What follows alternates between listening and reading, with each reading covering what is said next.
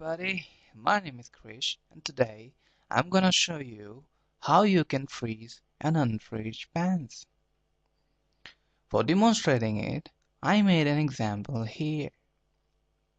You can see there are a list of names like John, Peter, Dorian, Tom with the respective earnings for each month in January, February, March up to December. What I wanted is, when I scroll to the right side, I want this column A with these names should be frozen. That when I scroll to the right, I can see the respective earnings of each person.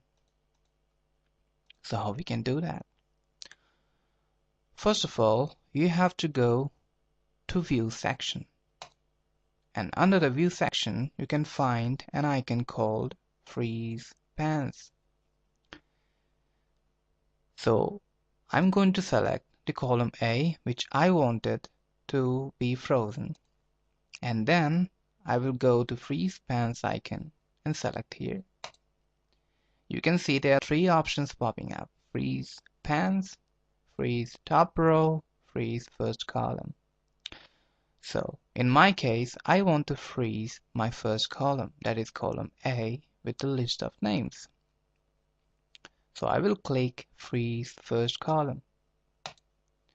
And after clicking it, this column A might be frozen. So let's check it out.